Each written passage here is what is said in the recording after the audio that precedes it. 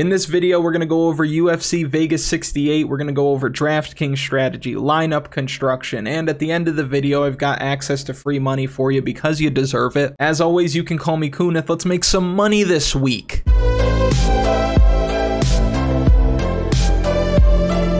If you haven't already watched the video from earlier in the week, that's our predictions video. That's a full card breakdown. It's much different than what we do at the end of the week in this video, and that's going to be linked right at the top of the description. Now, normally we start by any changes that have come to the card. These are cancellations, replacements, weight misses, things like that. Weigh-ins are later. The card still is intact. We're just going to go with the 12 fights that we have and cross our little fingers. And since we don't have any cancellations, we can get right into the value plays. These are going to be plays at 8,000 and below that you're going to need to put into your lineup to make everything work. Now, we don't have a huge card here, only 12 fights. Weigh-ins are later. Things always tend to happen, so just proceed with caution, but I do identify 5 spots here that I think we can get to, or at least have in your player pool to help you make the rest of your lineup work salary-wise. Now, I don't think all of these fighters win, but I do think that their win condition builds value into their price, and we'll get into that right now. Right at the top at 8,000, we have Jeka Saragi. He's fighting Anshul Jubilee. If you watch the predictions video, you know how I feel about this fight, and I think this is a pretty popular take in the industry right now. Jeka Saragi, more dangerous, more powerful, more ways to win, and I think that he knocks out Anshul Jubilee this week. I have had people in the comments, some people on Twitter, telling me that Jubilee does have solid grappling, solid wrestling, and he's going to be able to slow the pace of this fight, stay in a dominant position on top, but I don't necessarily think that's the case. When I went back and watched some of Jubilee's fights, I didn't see an elite grappler. I didn't see a proficient takedown artist. I saw a guy getting takedowns because his opponents were going down faster than a souffle in an air horn testing factory. And I do think that Jubilee is technically sound on the feet when it comes to the striking, but there's so much power and passion and will to win coming from Jeka Saragi. I think that viciousness, that violence that he's going to bring to the table is going to overwhelm Jubilee, and I think he gets him out of here. This guy's a finisher. If he wins fights, it's inside the distance for the most part, and I think he keeps it up this week. Jeka Saragi is one of the value plays that we're going to get to at 8,000. Another guy worth looking at is Denis Tiuliulin. Now, I don't expect Denis Tiuliulin to win. I think he gets out grappled here. I think the Iron Turtle makes him work, breaks him in the second round, finishes him maybe late, or just wins a decision by taking the last 2 rounds. But if Denis Tiuliulin does win, it's likely in the first round, maybe in the second round, and it's going to be by knockout. We saw last time out against Jamie Pickett, when he wants to turn it on, he could turn it on heavy, and he can get guys out of there. That builds value into his price. But it is worth mentioning that he's probably going to be one of the more popular underdogs on DraftKings this week, so for that reason, I'm going to stay away from Denis Tiuliulin. I don't know if you absolutely need Jun Young Park in your lineup either. I don't know if you need the winner of this fight. I think it's very possible that Iron Turtle goes out there, takes him down a couple times, stays on top, doesn't really do much from the top position, but just stays busy enough to not lose position, ends up scoring around 85 DraftKings points. It might not cut it this week. But I also see another situation where Iron Turtle is on top, gets the back, gets a rear naked choke in the second round or even the third round, but because he has the takedowns, the finish, the control time, that might be enough to get him beyond that 85 points. So just proceed with caution when you're looking at this fight, but I think Denis Tiuliulin is one of the stronger value plays of the week given the way that he would win this fight. Now, the next value play that we're looking at is a spot that I've changed my mind on throughout the week, and it's Kyle Nelson. Kyle Nelson to me is like Santa Claus when you're around 9 years old. Like, you really want to believe, but you know something's up. Kyle Nelson's path to victory here is to wrestle. That's what he needs to do to win this fight. It's probably not what he's going to do because he's confident in his striking, although it hasn't really led to much success, and he doesn't have a good gas tank historically. So if he goes out there and tries to grapple Superboy Choi, then he might just gas himself out, which he probably is going to end up doing anyway if this fight goes beyond the first round. And I think the biggest disservice he can do to himself this week is by trying to pace himself. There are certain fighters where it just doesn't seem like any way that they try to fight are they going to be able to fight well late. A good example of that is Terrence McKinney. We talked about this during the last card that we broke down. Terrence McKinney only is able to fight for a couple minutes. Against Ismael Bonfim, it looked like he was trying to take his time, a more measured approach. Let me not gas out later, and that is not the kind of fighting style that would work for somebody like Terrence McKinney. It's not the kind of fighting style that would work for somebody like Kyle Nelson. In MMA, cardio is king. We know that, but Kyle Nelson, the cardio box is just not going to be checked. He's old enough, experienced enough, seasoned enough to understand that. If he goes out there and fights his hardest for the first 5 minutes, I think there's a chance that he wins this fight, and I think he wins inside the distance. But that's a double-edged sword because he can walk right into a big punch from Doo Ho Choi, or he just gasses out after the first 5 minutes, and then he's a shell of himself. So Kyle Nelson, proceed with caution. If he wins, it's going to be early. It's going to be a knockout. It's going to spoil the party for a lot of people who are going to be piling on Doo Ho Choi. I think you do need the winner of this matchup, but I do think that Kyle Nelson is somebody you should consider in your player pool. If you're building a lot of lineups,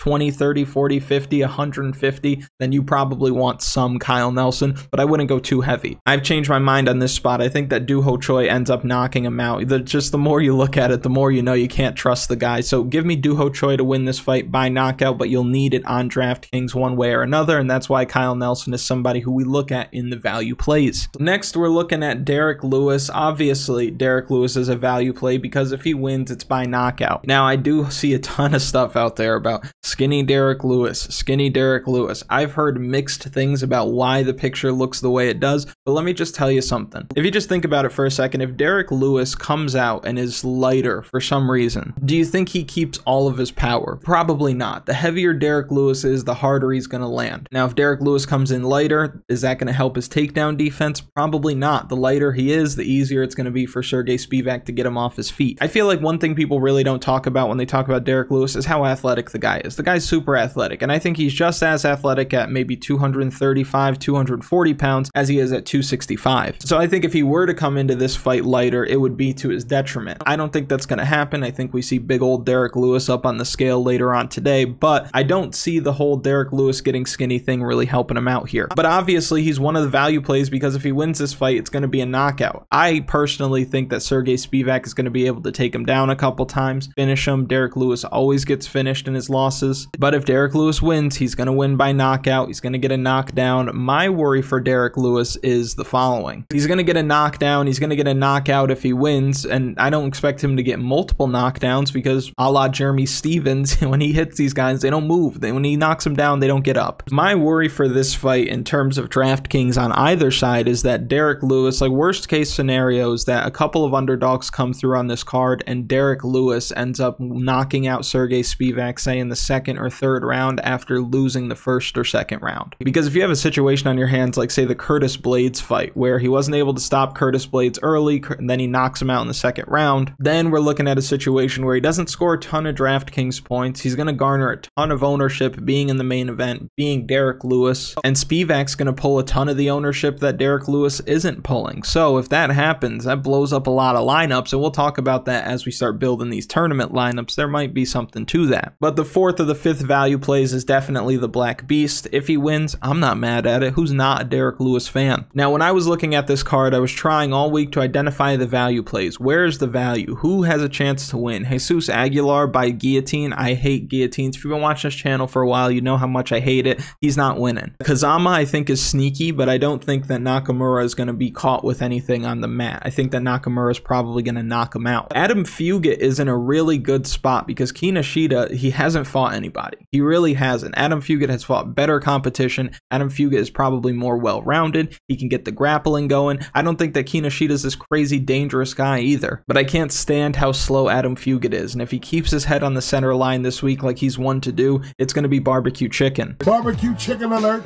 Barbecue chicken alert! Mandy Bohm, I won't even waste your time. Devin Clark, I think there's a path there if he's able to get takedowns, but this is a guy who gets finished often. Almost every time he loses, he's getting finished. And then Choi against Park, I'm not interested. Blagoy is somebody who should never be in your DraftKings lineups. That leaves us with Yi Jia sitting at 7,300, and I don't think he's going to pull a ton of ownership. This is the second spot where I changed my mind. I actually think that Yi Jia can win this fight, and I am going to pick him to win this fight. The line seems a little bit wide to me, and looking back, I did give him some flack in the predictions video for the WLF wars and level of competition, but if you look at the other side, Lee hasn't fought really anybody either. Not only that, if you look at some of the guys who he's gone to decision with, not really great fighters. One guy was 1-7, one guy's 5-6, and most of his finishes are coming inside the first round, but even on the road to UFC, gives up a takedown real early before getting that armbar. This is a situation where I think the more dangerous fighter is Lee. I think a lot of people are going to get to Lee, but I think that Yi Jia, dog on a bone mentality, might be able to drag this guy into deep water, into the deep south. The deep south?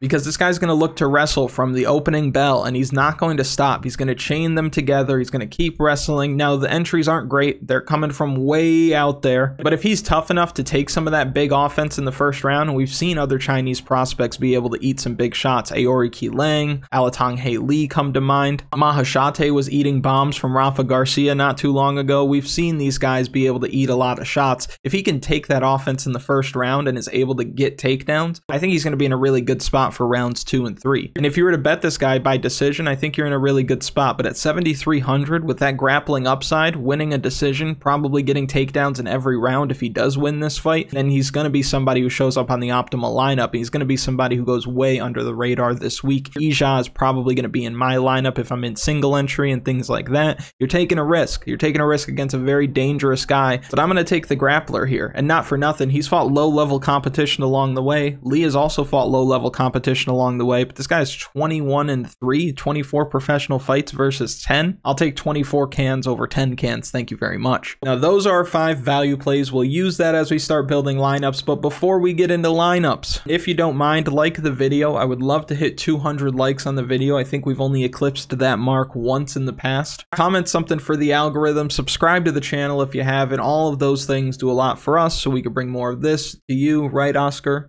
Shut up. Now, as always, we'll start with cash games, and you cash game grinders out there, respect. I know we all love the $3 20 max and the $15 100K to first stuff, but those guys that are playing the $2 double ups, $5 double ups, and so on and so forth, you got a lot of love for me. So we'll take a look at what we should be doing in cash games to put ourselves in a position to succeed. This is unlike many weeks. This is not a situation where you want to be stacking the 5-round fight, in my opinion. I think that the fight goes over a round and a half. So if you want to take that betting line, go for it. But I don't think that that fight goes the distance, and I don't think that the loser scores that many points. The only situation where I can see that happening is if Sergey Spivak is able to secure 3, 4, 5 takedowns, and then Derek Lewis knocks him out and comes back late. Apart from that, I don't see a situation where you're going to stack these guys in a fight that doesn't go the distance. The loser doesn't score very much. Derek Lewis doesn't let his hands go. Sergey Spivak's not going to look to stand and trade with Derek Lewis. It could be a lot of fence control followed by a takedown, top control from Spivak, slow pace until he's able to get the TKO finish on the ground or cinch up a rear naked choke. So if you wanted to go Sergey Spivak in your lineups, I'm not mad at you, but that dynamite that Derek Lewis has, that X factor, is something that I would probably stay away from when it comes to cash games. You don't want to go against that in cash games and then be sunk with that last fight at the end of the night because so many people are going to play Derek Lewis. The way that I would prefer to approach this is by coming down here and grabbing somebody who I don't think is going to be finished. I think Aguilar gets finished. I think Kazama gets finished. I think Fugit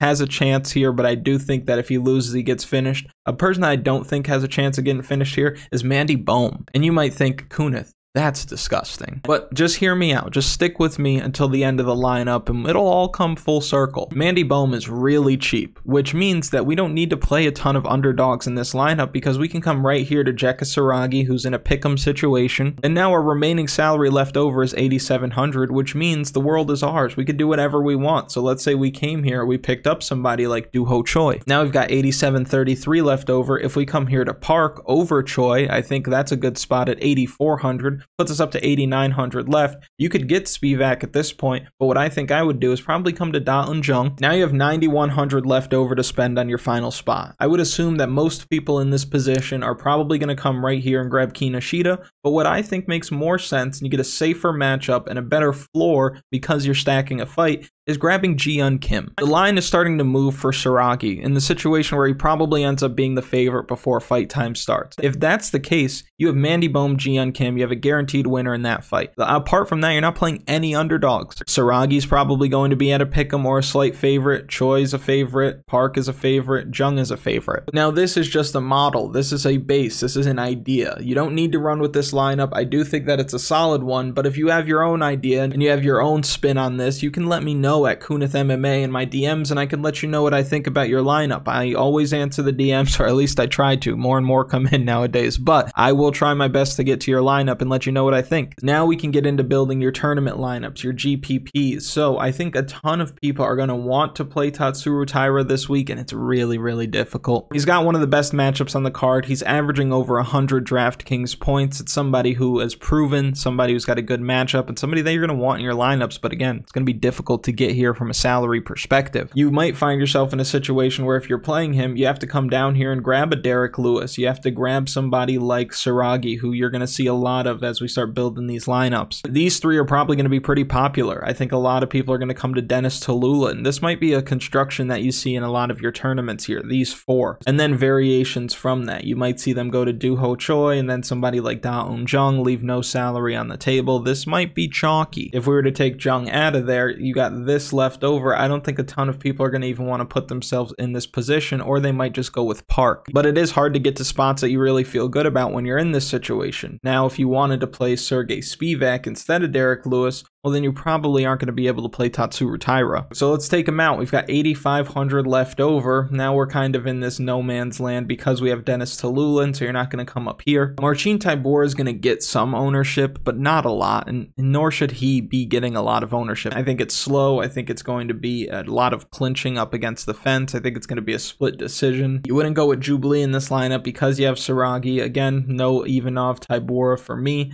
At this point, you wouldn't play Choi because you have Park. You wouldn't play Kyle Nelson because you have Choi. So that would leave you down here at Devin Clark if you wanted to, and that would leave 1,000 salary on the table. This is different, but I don't like it. If anything, I would come off of Devin Clark, I'd come off of Tallulah, and I would come up to Iron Turtle right here at 8,500. And now you can come down here, and I guess this is a situation where you might grab somebody like Ija. If we blow it up, another way that a lot of people I think will approach it is coming here to Kinoshita. Even if you went Kinoshita and Nakamura, I think that makes sense. It's pricey, it's difficult, but a lot of people aren't going to be doing this because of what the rest of your lineup is going to have to look like. Let's say you went Kinoshita, Nakamura, and then you came down here to Derek Lewis at 7,400, you came here to Jekka Saragi at 8,000, you came here to Kyle Nelson at 7,600, and then you came up here to Park at 8,400. I don't hate this. I don't love it, but I don't hate it. Kinoshita inside the distance, Nakamura inside the distance, Derek Lewis by knockout, Jekka Saragi inside the distance, knockout for Kyle Nelson, finish for Park, probably a submission. Catching a lot of upside here. You're playing a bunch of guys from the road to UFC who I think overall are going to go a little under-owned this week. You don't have Spivak, you don't have Taira. This is different enough. If you want to get super different, because again, we talked about that situation where if Derek Lewis were to find a way to come back in the fight late and hold down both guys' salaries, or rather both guys' points,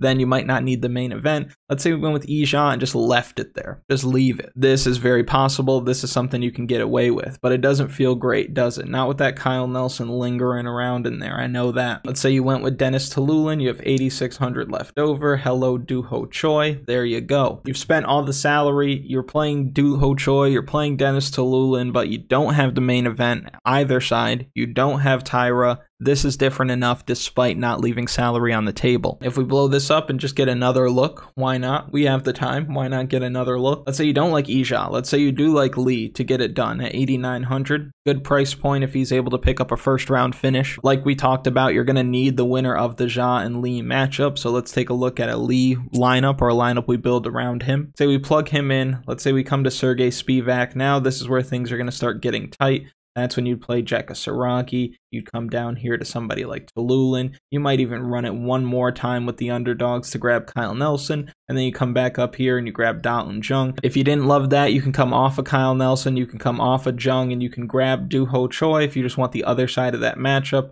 And then you can come down here, and you're going to have to make a choice, man. You're going to have to grab somebody who you probably don't like. You can grab Choi over Park, not a situation that I want to be in. You can grab Blagoy, but not something I would recommend either. If anything, if you're taking a chance here, you might as well come here to somebody like Devin Clark and hope that he can win with his takedowns. Or what you're going to do is come all the way down here and grab somebody like Adam Fugit, leave a lot of salary on the table, and just let it run. And I'll give you one more look with Lee over Ja. Let's just say you wanted to go the other way. You wanted that Derek Lewis upside. You want to get hyped when the Black Beast comes up with the knockout. I don't blame you. It's fun. 2,200 left over. Let's say we took out Fugit. We can come all the way up here to somebody like Nakamura. Or you could just go the other way since you took Fugit out, and you can go with Kinoshita. I don't hate that. I don't hate that at all. Let's say we didn't do either of those things, though. Let's say we were here. I did all this and I got Devin Clark in there. Oh, what a mess. What a shambles. I don't hate that at all. I think that makes a ton of sense. And if you wanted to, you could even come from Park to the other park, and then you would have to just come off at Jung and you'd have to go back to the park. But those are a bunch of different looks. Again, you can send me your lineups on Twitter at Kunith MMA. I'd be happy to respond to them in the DMs. Just tell me the size of the contest that you're in, what kind of contest you're in. 1,000 people in a single entry contest, things like that. And lastly, we'll take a look at some props, but before we do, I just want to let you know about something we've been working on. We've got a website. It's going to be live very, very soon. This is going to be a place where you can connect with other people. You can actually build a following. I'm actually trying to make it so that you can build your own business if you wanted to through this, your own tout pack, your own picks. And that's just one of the many things that you'll be able to do. There's going to be some research tools, articles, official bets, things like that. This is something that I hope to go live with within the next couple days or weeks, but I wanted to ask you on camera first. I did ask you in the community tab, but I wanted it to be in video form as well. If you were considering joining this website as a member, what are some of the things that you'd like to see? There are no bad ideas, even if something has already been said in the comments. Let me know anyway. I'd love to get some feedback. I've got everything very close to finished. Everything is almost as it should be. I'm almost done, and I just love to know what you guys think so I can make any kind of minor adjustments along the way. And even after the site goes live, there's going to be tons of things that we do to upgrade and upgrade and upgrade along the way, but I do like to know before we get started. And you guys know how the channel is. We like things to be nice. We like quality. We like it clean. You know what I mean? So just give me some feedback if you don't mind, and I'll talk to you more about that in the coming weeks. And we'll wrap up by looking at some prop opportunities here with Underdog Fantasy. If you're not familiar with Underdog Fantasy, it's a game that you can play basketball, baseball, soccer, esports, a ton of different ways to play your daily fantasy. One of the cool features that they have here over Draftkings is that they have a pick'em feature, higher or lower, and you can see right on top that 20x multiplier. They also offer insurance, so you can go 2 out of 3 and still make money. 3 out of 4, 4 out of 5, you get what I'm saying. We looked at this last time out. We looked at just doing Johnny Walker and Ihor Pereira to get finishes, and lo and behold, it came through. So if you took that, you got a multiplier on your money. You would actually get a 2 times multiplier, which we'll take a look at right now, and I can show you what that would look like. A 2 times multiplier is 3x on your money. That's like getting plus 300 odds on your sports book. Now, if you wanted to take something like this and you wanted to have free money to play with, all you have to do is just sign up with the link that I put in a pinned comment below, or sign up with promo code Kunith. And when you make your first deposit, they're going to match it up to $100. You put 50 in there, they'll give you 50. You put 10 in there, they'll give you 10. You put 20 in there, they'll give you 20. But what I always recommend is that when you do get the free play money, don't just randomly click a bunch of things and say, I'm going to send it because it's house money and I can make 20x if it hits, and if it doesn't hit, I didn't lose any of my money. Don't think like that. When it comes to sports betting, these companies are going to give you money to play with in the hopes that you lose it. Let's be real. They give you the free play, and you can only use it on their site because you use the free play, you lose, but you like what they do, you can keep coming back, and that's just kind of the ecosystem that is betting. The reason why we do our research, the reason why you watch videos like this is so that you're not donating to the sports books. But let me tell you something. The balls that they have to take an informed group like the people who watch his videos and give them some money saying,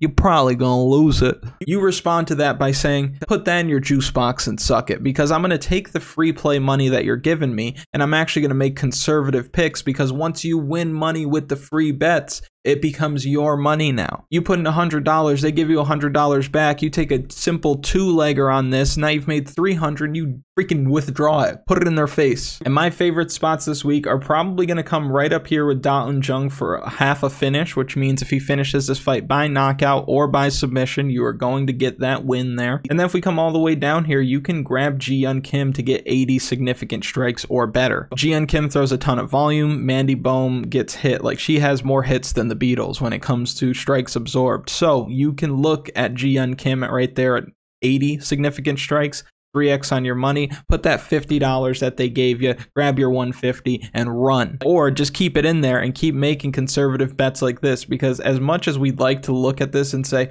oh, I can call 5 out of 5, it's damn hard. If anything, you might come down here and look at somebody like Tatsuro Taira and say, you know what, I like over 2 takedowns. I think he's going to take this guy down multiple times. I like Ji Yeon Kim there. I like a finish for Kinoshita. I like a finish for Do Ho Choi. I like a finish for Da Un Jung. Right now you've got the 5 times, or the 20 times at the 5 picks, but just get the insurance, because you're going to get 10 times on your money if you win, and if not, you still got 2.5x, and that's pretty damn good. But these are just things to consider. I showed you what I really like. Underdog Fantasy, I like what they do. I like their app. It's very clean, it's very easy to use, it's very fun to play as well. It's a different way of playing the game. Sometimes when you're playing Draftkings, your lineup gets sunk right in the first couple minutes. With this, you can continually bet throughout the card, make conservative bets, but still have fun with what you're doing. You could be responsible and enjoy yourself at the same time. So just consider that. Again, the link is going to be in a pinned comment. I'll also pin the $1 winner-take-all Kunith MMA game that we put on DraftKings every single week. One of these weeks, I'm going to assert my dominance and I'm going to win.